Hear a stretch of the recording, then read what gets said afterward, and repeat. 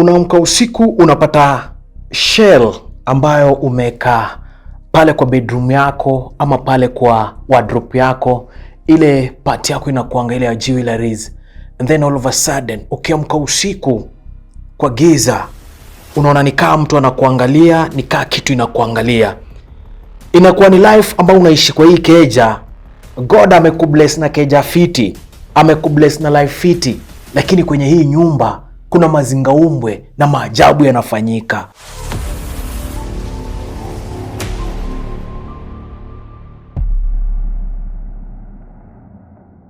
Alright guys, karibuni ndani ya TTR, yani Tales Tea Room, the safest place ambayo unaweza share confession yako, secret yako, maajabu ya kidunia. Na leo hii nakuletea kitu kama kina kaka kihora, ni kaki movie cha kihora hivi. Manake kabla uje subscribe mtu wangu, subscribe, like, comment and share. Alafu pale chini eka notification bell on. Na kabla tuanze sana, kila wakati nakwambia kwamba ukisikia kwamba uko na maflu, mahoma zinakusumbua, bila shaka unaweza tumia Recharge. Is one of the good drinks ambayo jamani mimi hutumia. Alafu kama uko na smell kwa mdomo kiasi pia inaweza kuavoid, unapata mdomo yako iko fresh for some time long. Okay, so inaitwa dawa drink, bila shaka Recharge for all day. Asanteni sana watu wangu. Leo hii nakurudisha mwaka ni wa 2007. We 2007 ulikuwa wapi? Niko sure kwamba wengi wetu tulikuwa bado tungali wachanga, wengine walikuwa wamezaliwa, wengine wanazaliwa, yani pale Gen Z wamezaliwa. Bila shaka nakurudisha mpaka 2007, ile mwaka ambayo kulikuwa na zile mavurugu za kisiasa, mambo na elections, si ndio? Nakurudisha pale, na leo hii nakubeba moja kwa moja. Sikubebi kwa ndege, meli wala gari, bali nakubeba kwa kiakili na kusafirisha moja kwa moja mpaka Norway. Nikifika pale Norway na land nikidunda na kusafirisha na kuingisha kwenye mtaa wa Kibombe. Ni mtaa ambao uko kando ya bahari pale Arctic. Pale unasikianga Arctic Circle, pale mwisho hivyo, pale kule Northern Europe. Na kupeleka huko, na kupeleka mtaa fulani inaitwa Tramosa. Tramosa iko kando, ni kama mtaa, ni kama city fulani. Ni city inapatikana kwa bahari hivi. Ni one of the best cities ambayo ukisafiri pale ni inakaa coast. Inakaa kama ukiingia pale Diani, pale Mombasa, pale Watamu, yani ile line pale, au nikupe in short, inakaa kama ukiingia pale Zanzibar, lakini Zanzibar iko chini because pale kumedevelop tena sana. So kuna watu wako na ma estates, manyumba kalikali, mahoteli kalikali, sceneries zile fitifiti kalikali. Hapa ndio story yetu inaenda kutoka. Na by the way, kama hujaijua, Norway is a country whereby as we speak in summertime. Is it summertime? Yes. Wanakuwa na, is it jua ndefu? Summertime winter. Summertime wanakuwa na jua ingine ndefu, whereby wanaweza gonga the full 24 hours bila kuona giza. Alafu sasa God ametengeneza kitu ingine crazy, anawarudisha ikiwa ni winter. Ndio unapatanga wanasafiri sana, wanakuja kitu kama Afrika, wanakuja sana hapa Kenya. Ikifika winter wanakuwa na usiku ambayo siku zinafuatana kitu kama 69 days hivi, 70 days hivi, siku zinafuatana ni giza tu. Wewe mtu wangu, imagine unaamka asubuhi kutoka hivi nje, unafikiria ni asubuhi, unapata ni giza totoro, hakuna kutoka. So like ikitoka inatoka kitu only 2 hours ama 3 hours inapotea. Bas, hapa ndio story yetu inaenda kutoka, na nakupeleka mpaka ile season ambayo kuna kuwa na siku mingi za giza. Na hapa hivi tunapata dem mmoja tunamuita Jen. Jen ako na bwanake anaitwa Mark. Mark ni Mlami, Jen ni Mkenya. Alright? Jen alipatana na Mark aje? Jen alikuwa anatafuta mchumba, akaingia pale ambapo kunaitwa Tinder. Jen kwao ni pale Mombasa. So akiwa pale akaingia pale Tinder kutafuta msee. God akambless because Jen alikuwa amezoea anafanyanga zile kazi za hookups. Lakini ilifika point akafeel kwamba amechoka, hataki zile hookups. Akafeel niaje, acha nianze kutafuta msee mwenye anaweza stay na yeye. Jen alitaka sana kupata Mlami hata akiwa ni mzae. mwenye tu atamweka life fiti, amedanga zake zote. Akafeel ni aje, mimi naweza taka kupata mzee atakaa ni mlami mwenye miaka imesonga songa, mimi mzee nataka nipende niweze kusettle. Jena ameblessiwa kuna mtoi mmoja kijana mwenye alipata hapa Kenya. So inakuwa ni aje pale Tinder anapata na huyu jamaa Mark, wanapendana. Mark anamwambia zile days zenye zinakuanga huku kwetu kuna kuanga na snow kibao, niko sure kwenu kuna kuanga ni jua. Unajua Norway kuna places kama hii yenye nakwambia hii area nakwambia hizo ukienda kule kwa ma beach unapatanga ni snow ndio kibao. Huko unapata mpaka wasee wakimove, wana move na maumbo ndio zinawabeba kwa zile matroli zinawamovisha kwa zile snow. By the way sijaijua kwa nini umbo survive sana kwa snow. By the way ni maajabu ya God, si ndio? Kule wasee wakiamka venye unasikia 69 days ama 70 days, kule wasee wakiamka na mkanga kama wamejifunga mavitu masweta kihevi kule kwa kina Haaland. So inakuwa ni aje wanakutana msee pale Tinder, anamwambia mimi nimekupenda. Ule msee anamwambia niko kwetu ni Norway.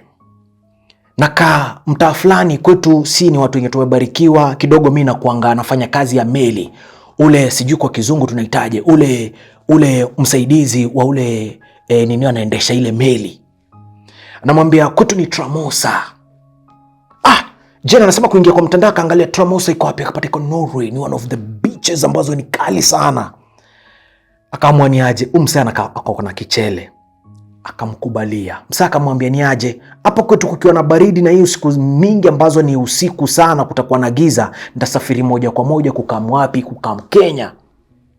Anadunda, wana agree ni aje, akambaka Kenya. Jamaa hiyo time Jena anasema walikuwa yeye mwenyewe alikuwa na kitu almost 27 years pale. Huyu jamaa akona kitu anaelekea kitu 40 years. Huyu jamaa wife wake alipass. Na alipass in a very mysterious way. Na inasemekana kwamba sio wife wa kwanza kupass. Huyu jamaa ameoa mabibi kama watatu wakipass. Na wanapass tu kwa njia ambazo ni mysterious. So wazazi wake huyu jamaa secret yenye inatokea ni kwamba walikuwa wamemuadvise kwamba asioe kule Norway, atafute demu mwingine nje. Wanakutana Jen anamkaribisha Kenya. Akikaa Kenya, huyu jamaa anamwambia ni aje, mimi nakaa Kenya lakini kitu yenye tutafanya, mimi nataka tutoke na wewe Kenya. Ama ikiwezekana nikirudi kwetu ni kuendesha kuprocessia kadi zako na kila kitu. Wana agree. Anakam wanaanza kuorganize kale. So unaona zile weddings zinafanyikanga teke. Wana organize ma wedding zile za kwenda kwa Tony General kwenda kuchoresha makaratasi ni nini. Huyu jamaa anakam. Akikam wanachukua na Jen anamchukua pale airport, wanateremka mpaka Mombasa, anamuintroduce kwa wazazi, anamuintroduce kwa watu wake wa karibu na anamwambia niko na mtoi mmoja ndio huyu. Ule mlami anamwambia pia mimi niko na watoi wawili lakini madha zao hawako, madha yao watoi walipass. Jen anafurahi, anasema Titus nilifurahi kuingia kwa ile relationship. Na tukawa kwamba tukakula sherehe, tukapiga sherehe pale Coast. Ikawa ni aje, Attorney General tumepanga kila kitu. Yani ilikuwa process fupi sana because huyu jamaa alikuwa very serious, alikuwa anataka wife. Mark alikuwa very serious. Wanakuwa ni aje, Mark anakubali, Attorney General wanachora. Mark siku zake za kukaa Kenya zinakuwa zimeisha, ni arudi kwao aende kufanya nini, aende kufanya jabo. Wanamalizana, wanafunganisha pete, inakuwa ni aje, wameoana kihalali. Mark akirudi anachora karatasi kule, anaenda na process makaratasi venye ataprocessia bibi yake aweze kutoka Kenya asafiri aende wapi, akuje majuu. Wanachora zile makaratasi, wanachoresha mtu hii, wanachoresha zake, Jena anachoresha. Dili na Ivana mwezi wa pili 2008 wanatoka moja kwa moja Kenya NBO na kusafiri moja kwa moja mpaka pale Norway. Wanaingia Norway, wanareceiviwa vizuri. Wanaporeceiviwa pale Norway, husband yake anakuja anamcollect pale. Mark anamwambia Jen, unajua ni aje, siku tukifanya wedo juu watu wangu hawakukam, wanasema wanataka kucommit tuweze kufanya another celebration kiasi. Jen anasema Titus, mimi kureceiviwa pale Norway, ile mtamba nimekuambia ni Tramosa, Kurisiviwa pale ilikuwa so important, yani nilichukuliwa kama mgeni wa kifahari, VIP. Anachukuliwa pale, anareceiviwa vizuri. Jane anasema mtoi wangu pia alikuwa accepted pale. Unajua akireceiviwa, anasema Titus niliceiviwa pale na watoi wa ule mlami pia. Mark akaniintroduce kwa watoi wake, nikamuintroduce ya mtoi wangu. Ikawa ni aje watoi wetu tuweze kuwashikanisha, tuweke pamoja, because wakati wale wife walipass, walimwachia Mark wale watoi. Wakiwa pale kwa ile celebration, uncle yake Mark ni mjenzi, ni architecture, ule wa kujengesha manyumba. Anamwambia Mark, wakiwa kwa ile celebration, anasimama, anachukua mic. Anamwambia Mark, mimi kama uncle yako nimefurahi sana umepata bibi Mwafrika. Tunamkaribisha kwenye boma letu. At the same time, umefanya kitu cha maana sana. Hujai give up. Kwa kweli unataka life. Na sisi kama familia tumeaccept, tumeamwaniaje. Mimi kama uncle yako nenda kupea nyumba moja ya kifahari kando ya bahari. Hapa Tramuza. Mimi naenda kupea nyumba ya kifahari. Na ile nyumba ni nyumba ilikuwa ya msee fulani. Mimi mwenyewe nilikuja nikairenovate, na as we speak ni nyumba nimeirenovate, imesimama, ni mpya na ni kali tena sana. Jane anasema Titus, nilishtuka sana. Vitu ambavyo nilitamani kwetu nyumbani, Mungu amekuja kunifulfillia my desires hapa Norway. Sherehe ikaisha, akapewa vifunguo 2, moja ya gate na ingine ya mlango main ya ile nyumba yao. Basi wakitoka pale, Mark hakuwa anajua kwamba uncle yake akona mpango wa kumpea nyumba. Mind you, ile keja ilikuwa vanished, kila kitu imepigwa, imekuwa ndani. Jane anasema alianza kuona utajiri alioutamani umemfikia, akikumbuka kwamba nyumbani kwetu nchini Kenya, jamani, nilikuwa napenda kwenda na wazee, nilikuwa nafanya hookups, mara naenda napigwa, mara nakosa kulipwa, mara nafanywa vitu vya ajabu. Mungu ameweza kunijibu, nimeingia hapa Norway. Jamani, Mungu fulfill mission yangu ya kukuwa tajiri kwenye maisha yangu. Ndio nilikuwa nataka kuweka mtoto wangu vizuri na wazazi wangu vizuri. Wala Mungu umenijibu. Inakuwa sherehe inaisha, wanapewa zile key. Inakuwa ni aje, Mark akona gari yake, gari aina ya Fortuner. Anamwambia Jane, hii gari itabakia kuwa yako. Kuna gari ambayo mimi hutumia kwenda kazi, so hii gari kuanzia saa hizi itakuwa yako. Jane akiwa Kenya before I move to Norway, Mark alikuwa amemwambia ajifunze gari, na ajifunze gari both sides, both left and right, because akifika pale alikuwa ashamwambia kwamba atampea gari, na kwa kweli ameweza kumpea gari aina ya Fortuner. Mark anamwambia acha nikupeleke kwanza kijijini kwetu, mahali nilikuwa na nyumba yangu. Sasa hatutaanzia pale life. Na pale Mark anampeleka, kumbuka kwamba pale ndio alikuwa akiishi na yule wife wake ambaye alikuwa amekufa tu kitu 2005 pale ndio alikuwa anaishi. So inakuwa ni aje, Mark ana shift na bibi yake Jane kwa nyumba yao mpya ambayo wameweza kupewa kwa sababu ya kuweza kupewa thanks, maybe kuambiwa asanti, ile uncle yao akawabariki. Wanachukua ile nyumba ya kando ya bahari, nyumba ya kifahari, anayempea akiwa uncle yake Mark. Jane anasema Titus, kuingia kwa ile nyumba, the ambience only, ni nyumba ambayo imejengwa kando ya bahari. Iko kwa ile ambayo tunaita kwa kizungu inaitwa front beach. Yaani ukitoka kwa dirisha ukiangalia unaona mandhari ya ile ya Arctic pale kando, unaona zile samaki kidogo, unaona pale mandhari ya, anasema kwamba kulikuwa na, ukiona pia snow kidogo inaanguka. Kumbuka kwamba mwezi wa pili pale ndio snow inaendelea kuisha. Pale ndio dada yetu alianza kuanza maisha. Akiingia katika ile nyumba, anaingia na watoto wake Mark wale wawili, na anaingia na mtoto wake mmoja ambaye nitambana jina. Life inaanza kwa ile nyumba inakuwa nzuri. Basi wakiwa pale kwenye nyumba wana agree kama kawaida, baba na mama ambaye ni Jen na Mark wanaanza ku agree. Wanaambiana kwamba since God amenibless mimi na mtoi mmoja, na we Mark God amekubless na watoi wawili, God akitubless tunaweza ongeza mtoi mmoja ama wawili, basi tukawa na familia ya watoto kama 5 hapa nyumbani. Mark anamwambia well and good, no problem. Inakuwa kwamba Mark ameresume kwenda kazi yake ya kule bahari, manake yeye husafirisha, hufanya kazi ya kusaidia wale wageni wanaingia pale Tramosa. Nimekuambia kwamba Tramosa ni beach ambayo kwa kweli kuna wageni wa kuingia kutoka. So ako katika ile kazi, na same time yeye huwa mvuvi wa samaki. So na kumbuka kule kazi za pale bahari inaleta pesa sana, pesa ni mingi. So bwanake Mark ako na kichele nzuri. Sometimes wanasema unaweza kuwa na do, lakini pia hiyo do inaweza kosa kukufanyia chenye unataka, because hii familia yote imebarikiwa. So pia kugift ile hao, si kwamba Mark hakuwa na do ya kuweza kubuy keja nyingine. Ilikuwa ni respect alimpea anko yake kuchukua ile nyumba ya kifahari. Anasema ile nyumba in Kenyan money inaweza piga kitu 80M to 100M. Nyumba kuingia ndani iko na rooms takriban 18 rooms. Zinagonga 18 rooms pale. Iko na upande ambao ni beach peke yake, kuweza kuangalia beach. Imepigwa kioo side moja, ukiwa pale ukiangalia pale kwa beach, yani unasikia kwa kweli uko kwa mandhari ya kimbinguni.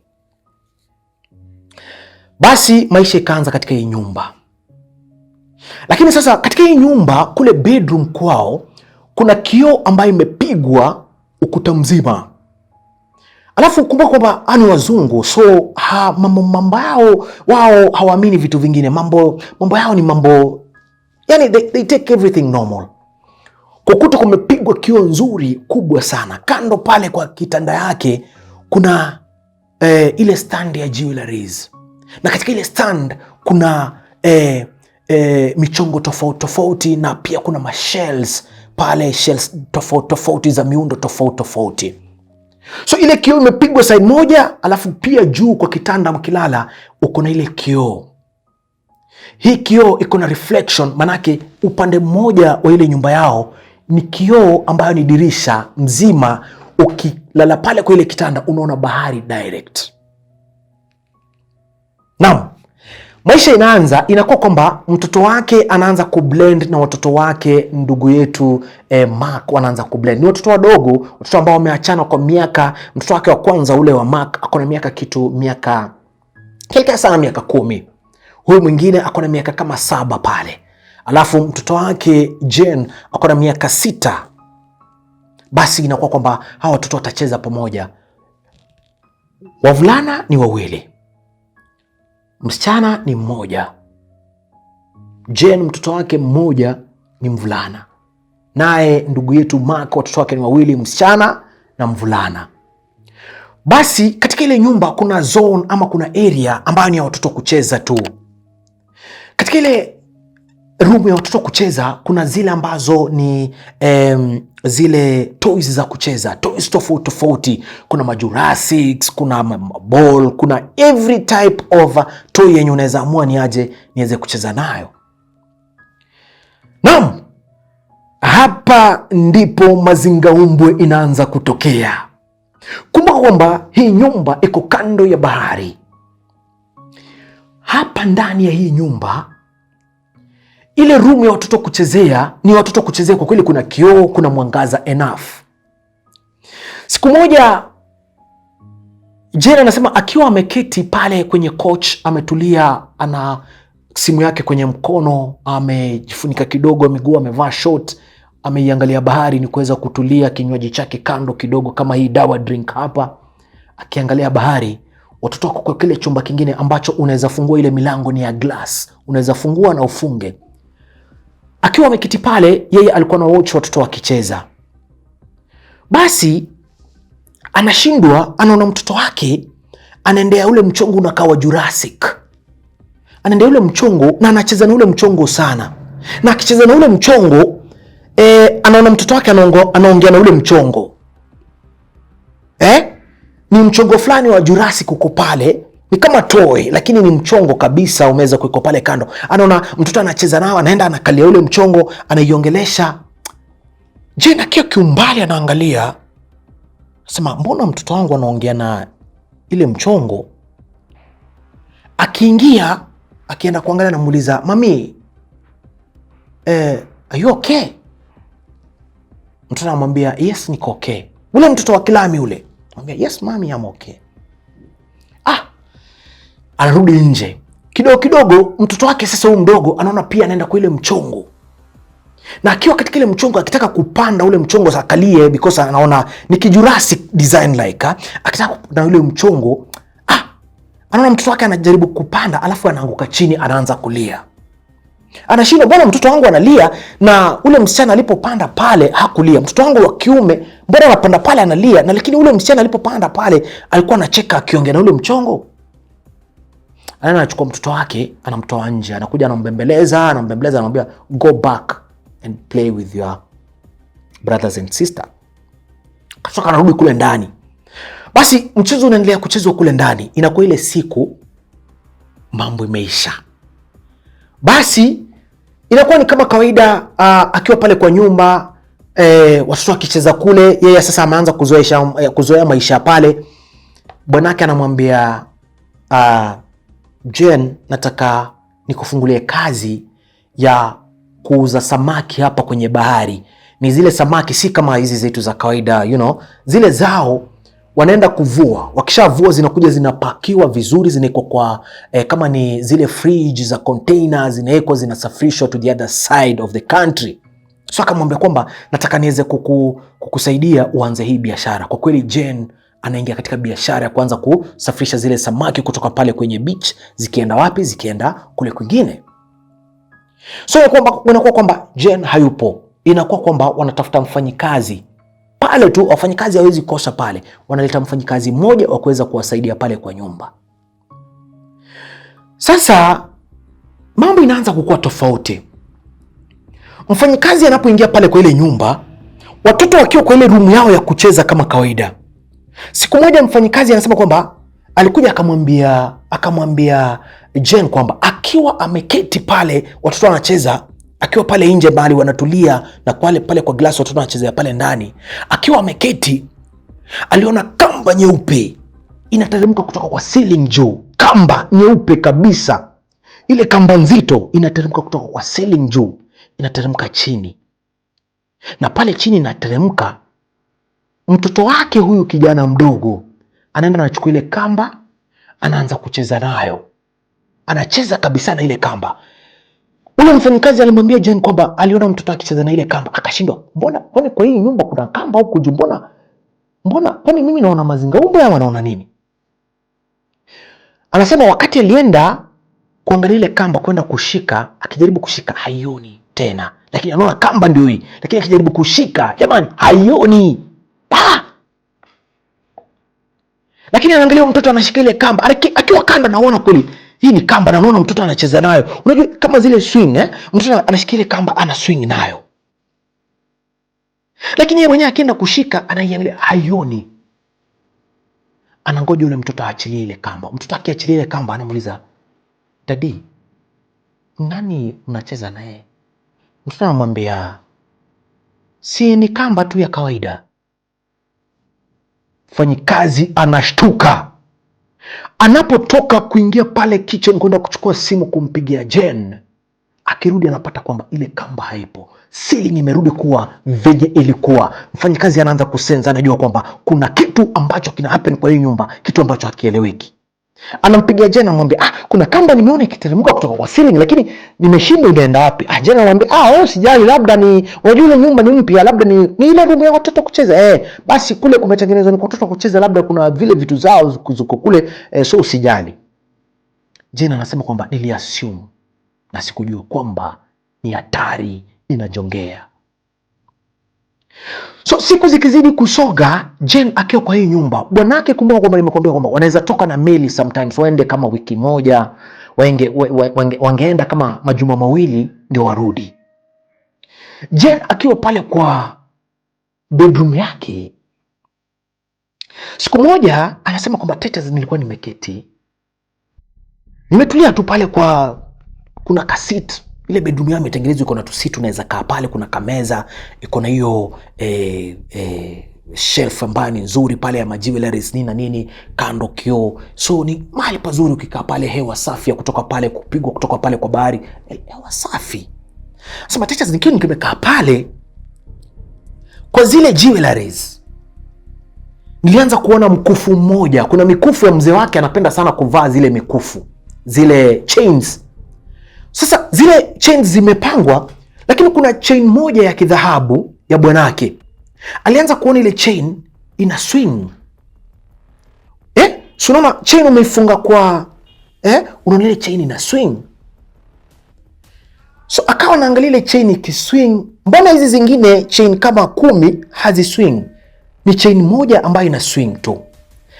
Akaassume, akaona kwamba ni ule upepo wa bahari, maybe umeingilia pale kwa dirisha unafanya, maybe hiyo chain ni light, lakini ile chain ya kidhahabu, lakini ile peke yake, zile zingine ziko hazichezi. Akaassume.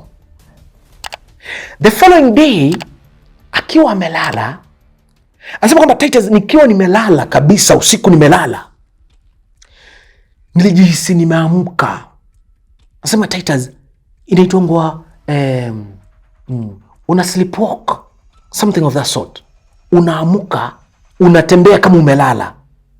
Anasema Titus, usiku mmoja bwanangu hayupo, niliamka, najisikia kabisa nimeamka kabisa, nimeamka. Anasema kwenye ile shelf yake kuna mchongo, kuna not mchongo, kuna ile shell, ile shell ya snail ile iko na madoadoa za black and white. Anasema pale akiangalia ile snail, na ni kwa giza, kumbuka kwamba ameasha zile taa za blue hapa ni bedroom, lakini akiangalia pale kwenye ile shelf, anaona ni kama ile snail inatembea. Ameamka kabisa, anaona kama ile snail imeamka na imetoa zile pembe. So iko na ile shell yake kwa mgongo, ni kama imeamka lakini haisongi, iko na zile pembe zake. Anasema Titus, niliamka na nikaenda na nikaguza, na wakati niliguza napata ni shell tu. Nikaamka, nikajisikia, nikarudi kwa kitanda, nikatulia, nikajiuliza kunaendaje? Kumbuka kwamba hapa ni mahali ambapo ni usiku, huwezi jua usiku mchana, so huwezi kuwa na ile uoga. Anasema Titus, nikazoea, ikawa kwamba naona ni kama vitu za kawaida. Siku moja akiwa amelala, bwanake hajarudi. Akiwa pale, unajua demu akiamka, ama nyinyi wa mama ama mademu, ukiamka sometimes umevaa short yako ama umevaa nguo yako ya kulala kidogo, ukiamka na kio iko mbele yako, most of the ladies unaona atakitengeneza nywele, labda akipanguza macho yake kidogo kuweza kujiset up kiasi kabla amke move another step. Anasema akiangalia, amezoea kuamka, akiangalia ile kio anajiona image yake, lakini this round akiangalia, alikuwa anaona msichana fulani anafanya venye anafanya, lakini akiangalia sura yake, anajaribu kutoa sura na anaona pia msichana anatoa, anashindwa mbona iko hivi? Anasema Titus, kuangalia ile kio, naona kweli kio hii ni image yangu kabisa, lakini sura sio yangu. Akamua hapana, wacha nirudi kwa kitanda tena, niangalie juu, niangalie ile image ya pale juu. Kuangalia ile image ya pale juu tena, anaona kwa kweli mwili huku ni wake, lakini akiangalia ile sura sio yangu. Kashindwa, mbona kwafanyika hivi? Ama ni mimi nimelala na anajichuna mpaka mwili asikie? Akaamua acha amuke. Wakati anaamka kusimama kwa ile kioo, anarudi, anajiona ni yeye. Akaassume, akasema unajua pia nilikuwa nimelala, inaweza kuwa tu ni najua nerve moja iko imeamka. Naam, inakuwa kwamba masiku zimesonga, bwanake anarudi. Sasa kumbuka wale watoto hao wamefunga shule, so wanaendeleanga kucheza. One day watoto wakatoa zile kule kwa ile room yao ya kucheza, wakatoa zile toys wakakuja wanachezea pale sitting room. So akiwa pale sitting room wakiwa wanacheza, watoto wanacheza, yako kwa simu yake kidogo, anaangalia mipango yake ya kikazi. Aliona mtoto wake amesimama, amejishika kiuno, anacheza venye watoto wanacheza. Anacheza kabisa. Anamwangalia mtoto wake, anamuuliza, "Mom, mbona una dance? Una dance na nani? Nani anakufunza dance?" Mtoto anamwambia, "No, uncle ananifunza kudance." "Uncle? Uncle yupi?" Mtoto anamwambia, "Yes, uncle ananifunza kudance." Na huo wakati anamwambia uncle ananifunza kudance, anaangalia kwa kona. Anasema, "Wakati nilirusha macho kwa kona, Titus, nyumba yao ni white. Imepakwa rangi ya white. Nyumba za walami mingi ni zile ndani kumepakwa rangi ya white." Akiangalia pale kwa kona, aliona kuna kamba kabisa, ile yenye ule mfanyikazi alimwambia. Anaona kuna kamba inateremka, na ile kamba inapoteremka, ikizidi kuteremka kwenda chini, ndio huyu mtoto anazidi kudance akiangalia ile kamba. Jane anasema, "Titus, wakati nilishtuka na kuona ile kamba, nikauliza mtoto wangu, who are you dancing with?" Mtoto akamjibu, "Uncle." Wakati anarusha macho pia pale kwa ukuta, anaona ile kamba hayupo. Jane anajua kuna noma humu ndani, kuna kitu inafanyika humu ndani, kuna kitu iko humu ndani ya hii nyumba, kuna mazingaumbe katika ndani ya hii nyumba. Anampigia bwana yake, anamwambia, "Today babe, make sure kwamba unawasili kwa hii nyumba mapema." Bwana amuuliza, "Mbona unasema niwasili mapema?" Anamwambia, "Hapana, wewe kuja." Jane anasema alimuita bwana yake akakuja mapema, kitu saa 10 bwana yake alikuwa ashafika.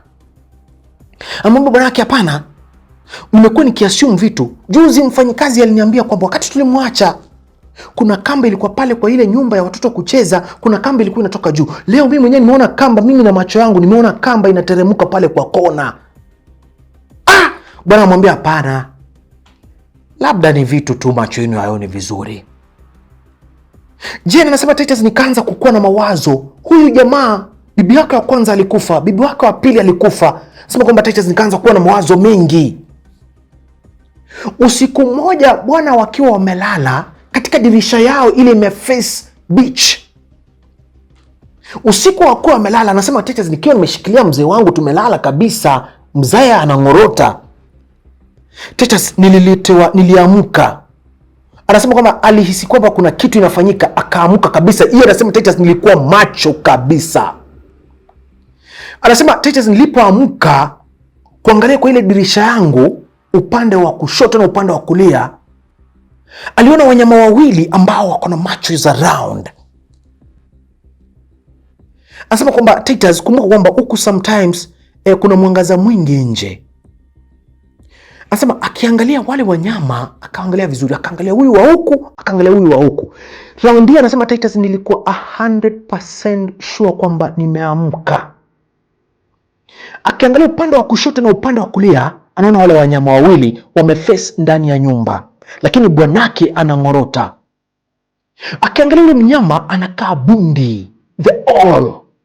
Akiangalia yule mwingine bundi kabisa, ule all. Akamfinya bwanake polepole, akamfinya, akaamuka. Wakati akitaka kuamuka kwa nguvu, akamfinya tena polepole asiamuke kwa nguvu. Bwana akaamuka. Bwana anapoamka anampata ameamka, anamuuliza, "Mbona umeamka babe? What are you doing?" Akamwambia, "Tulia. Hebu angalia kwa dirisha pale upande wa kushoto na upande wa kulia. Kuna wanyama wanaonekana, mimi nawaona. Je, wewe mwenyewe unawaona?" Bwana akamwambia, "Siwaoni."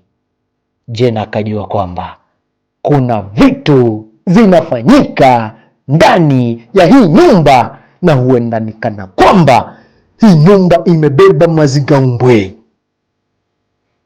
Anapomwambia bwanake, "Wewe huoni wale wanyama?" Bwanake anamwambia, "Mimi sioni kitu chochote." Bwanake anarudi kulala. Jane anasema, Titus, sikulala. Nilimwacha alale, manake naheshimu mume wangu, nilimwacha alale.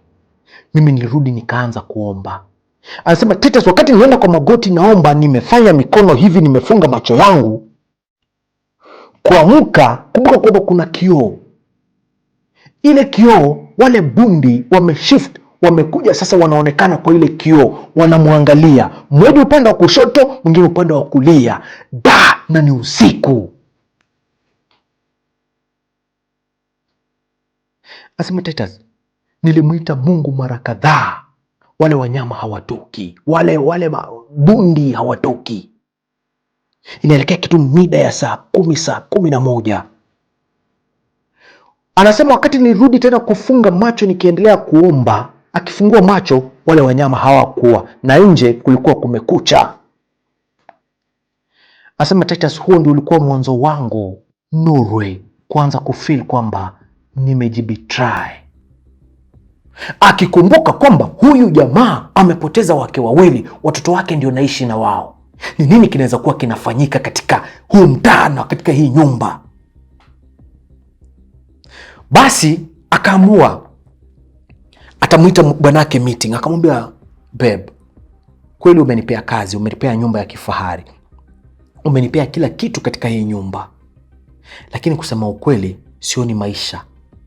Kuna vitu naona havinifanyiki, havinitendekei. Kuna vitu naona havifanyiki venye inafaa. Jamaa anamuuliza what can we do now? Jamaa amehumble, jamaa ni muhumble sana. What can we do now? Jen anamwambia I feel like, can we relocate? I don't feel this house being is safe for us. This house is not safe for us.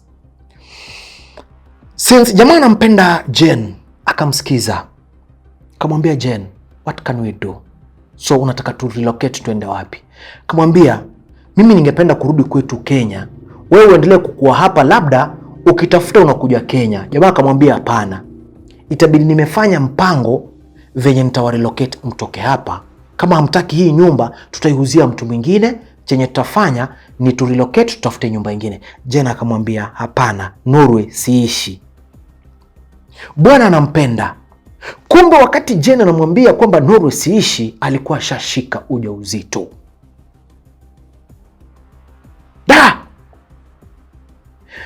Siku moja bwana akamwambia kwamba since uko na ujauzito, nataka ni kuongezea mfanyikazi wa hapa mmoja kwa kufanya usafi wa kuoshea nguo, kuosha nyumba, na wengine ni wakuweza ku make sure kwamba chakula kipo nini na nini.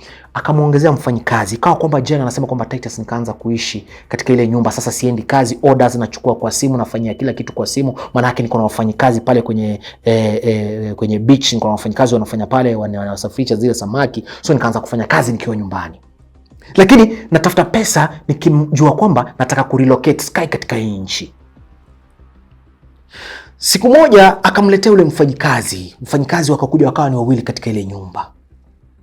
Basi one day wakiwa wanakula lunch, wamekaa pamoja familia yote mzima, watoto wako pale, mfanyikazi mmoja, mwingine yeye mwenyewe ameketi. Anasema wakiwa pale wanakula, wana celebrate na pale maybe wanaangalia ka screen kidogo. Wakiwa pale wanakula, all of a sudden yeye mwenyewe Jen anasema Titus, mimi mwenyewe kwa macho yangu, kumbuka ile kona niliona ile kamba ikishuka, ile kona, the same kona. Huyu mtoto mmoja msichana wake Mark alirudi akaangalia kwa ile kona, anarudi tena kudance venye udance, akiangalia ile kona. Jen akauliza ule mtoto, mami, nani anakufanya una dance umefurahia hivi? Mtoto akamwambia, I'm dancing with mami. Kamuuliza, you dancing with who? Mami. Kurusha macho kwa ile ukuta, anaona kama movie, ni kama horror. Anaona kuna mwanamke ambaye amejifunika kitambaa, side moja nywele imeanguka na side moja ni mlami kabisa, amejifunga kale ka kitambaa, amejishika mikono, ana smile. Jina nasema Titus, wafanyikazi hawaoni, lakini mimi naona. Huyu mwanamke ana communicate na mtoto wake, ni mwanamke ana communicate na ule mtoto. Ndio akakuja kudiscover wale wanawake ambao walipass, kuna mmoja ambaye ni mamake hao watoto huwa anazunguka katika hii nyumba. Hiki ni kitu cha kwanza amediscover. Anasema Titus, nilikuwa na feel kujikojolea, na immediately aliona ile picha au ile image ya ule mwanamke pale kwa ukuta ikimwongelesha ule mtoto. Wakati alishtuka na kujisikia kwamba anakojoa, anajikojolea, haikuwa ni kukojoa. Kumbe ile mimba aliyokuwa nayo ilikuwa ishatoka kwa kushtuka peke yake. Anaposimama asonge kando, wafanyikazi wanaona, wanakuja wanamchukua kwa haraka. Wanamuuliza, what's happening? Oh boss, what is happening? Maana walikuwa wanamuitanga auntie, what's happening? Wanaona anatoka damu.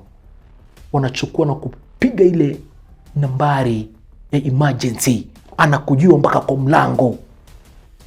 Anatolewa moja kwa moja kupelekwa kwenye hospitali. Anapofikishwa hospitali, jamani, asha miscarriage ule mtoto wake. Anampigia bwanake simu na kumwambia, babe, mtoto wetu tuliokuwa tunamngojea kwa sasa nimempoteza. Mark anasafiri na kuvunja ile kazi yake na kuachana nayo moja kwa moja mpaka pale kwenye hospitali. Wakati alifika pale hospitali, alimwambia Mark, I want just to be honest with you. Nyumba ambayo tunaishi ndani, mimi nimeona mwanamke wa aina hii akicheza na ule mtoto wetu, ule msichana. Nimeiona mimi mwenyewe kwa macho yangu. Nimemwona mimi mwenyewe kwa macho yangu. Na wakati nilishtuka, niliweza kupoteza ujauzito wangu. Na kwa kweli Mark, ninavyokuambia, niruhusu niende kwetu Kenya nitakapopona. Jamani, niruhusu nirudi Kenya. Niruhusu nirudi Kenya kwanza nipumzike. Kwa kweli Jane alikuja akapona. Na wakati alipona, yule mtoto wake akamwambia Mark, nataka nisafiri kurudi Kenya. Mark akamwambia kwamba kwa kweli safiri, lakini kumbuka kwamba urudi wapi? Urudi Norway, usiende ukakatalia kule. Wewe ni mke wangu na kupenda. Mark akaorganize kila kitu, akamwambia kampuni yako bado ipo, ina run, unaweza run hata ukiwa Kenya, enda uchukue leave hata kama ni ya mwezi moja jamani, na urudi. Jane anasema Titus, nilisafiri kutoka Norway na kurudi Kenya. Na niliporudi Kenya, niliendelea kuifanya ile kazi yangu. Naifanya kwa kweli online, pesa inaingia. Lakini akiwa Kenya, kabla afunge amepumzika, anaongea na Mark, anamwambia venye watashift kwa ile nyumba. Kumbuka kwamba wale watoto wake aliachia wale wafanyikazi. Mark na ameenda kazi yake. Kwa ile nyumba kumebakia wale watoto wawili na wale wafanyikazi wawili. Mark alimpigia Jane simu na kumwambia ile nyumba yao waliokuwa wamegiftiwa imechomeka sehemu moja. Na hajui nini ambacho kimechoma ile nyumba. Na as we speak, wana shift kutoka kwa ile nyumba, wanaenda kwa nyumba nyingine, na wafanyikazi wake na wale watoto wake wanatafuta nyumba nyingine. Apart from pale kwa beach, wameenda kutafuta nyumba nyingine mbali, wananunua mbali. Jane anasema Titus, hapo ndio uliokuwa mwisho wangu wa kufunga safari ya kurudi Norway. Ule jamaa ilibidi asafiri na afungashe vitu zake kutoka Norway. As we speak, wako Kenya. As we speak, wako na mtoto mmoja ambao wamezaa pamoja. Wanafanya kazi ya ukulima pale Narok. Anasema kwamba watoto wao wale wawili wako hapa. Yule mmoja ambao wamepata wako naye hapa, wakiongeza na yule mmoja wake Jane wako hapa, wanasomea hapa na wameweza kubadilisha kila kitu. Wanaishi nchini Kenya. As we speak, Mark ni mkulima wa nyanya na vitunguu, dania na hoho kubwa, shamba kubwa sana pale Narok. Labda kwenye comment section, nini unafikiria kilikuwa kinafanyika katika hii nyumba yake Jen? Manake Jen hakuwahi hata wazazi ni kwa nini alitoka Norway. Hakuwahi mtu yoyote ni kwa nini alitoka kule. Ilikuwa kwamba wamerelocate tu. Na kwa kweli wakaweza kuswitch na ikaingiana. Lakini leo hii amefungukia sisi kuweza kutuambia ni nini kilichofanyika pale Norway. Pale kwenye comment section, unafikiria ile nyumba ilikuwa na mambo gani? Ile nyumba ilikuwa na misingi gani?